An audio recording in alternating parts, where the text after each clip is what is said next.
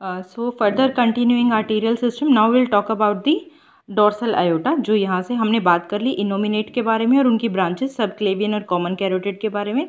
Now will talk about this dorsal aorta, जो यहाँ से बैंड करके बैकवर्ड पोर्शन में बैंड होके सेंट्रल लाइन से डोर्सल साइड से मूव करती है and it will supply the all posterior part of the body. So just behind the heart it will give off unpaired celiac artery. Here you can see, ये जो एक है celiac towards the right side में. अब क्योंकि ये left हमेशा ventral side से ओपन करते हैं वर्टिब्रेट को, तो वेंट्रल साइड से ओपन करने के बाद जो आपको पिक्चर में यहाँ पर लेफ्ट दिख रहा है ये एक्चुअली राइट है और जो इधर वाला पोर्शन है ये एक्चुअली लेफ्ट है. तो जो सीलियक अनपेयर्ड आर्टरी है that will be present on the right side. Now it will turn from here and will come towards the left side. और जो लेफ्ट साइड में मिजेंट्री है ये उसके अंदर आके सर्व करेगी किसको, प्रोवेंट्रिकुलस को, गिजर्ड को, स्प्लीन को और लीवर को, उनको ये सप्लाई करेगी. उसके बाद इसके 6 mm के बाद after 6 mm another unpaired artery will be emerged that is termed as anterior mesenteric.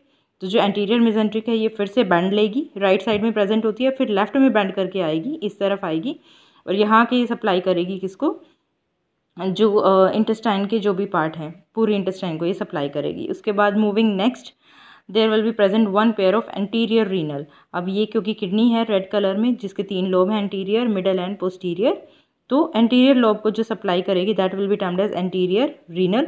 Now from anterior renal 1 pair of gonadal arteries will be given of.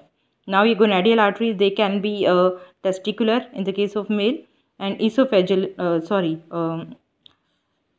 Ovarian in the case of female. Now female के case में सिर्फ एक ovarian होगी क्योंकि जो right ovary है that has been degenerated. Now moving next, अब इससे आगे जाके further 1 pair of arteries will be given off from this dorsal aorta and these are termed as femoral.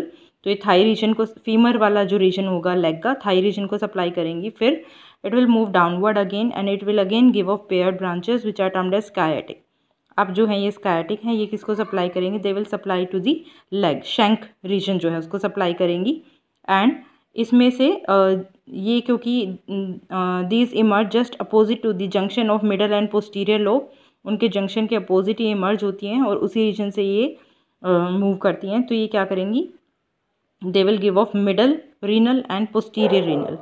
Middle lobe में मिडल रीनल, पोस्टीरियर साइड पर posterior renal देंगी और आगे जाके ये जो है बाकी they will supply to the shank region. Further it will move backward through the middle line and it will give off another pair of arteries which are termed as internal iliacs and they will supply to the pelvic region. ये pelvic region को supply करेंगे. उसके बाद there will be single unpaired artery which is termed as posterior mesenteric.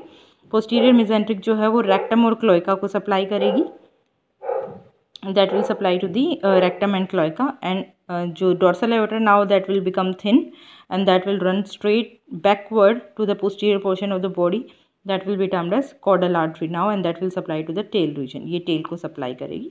So this was all about the arterial system of pigeon.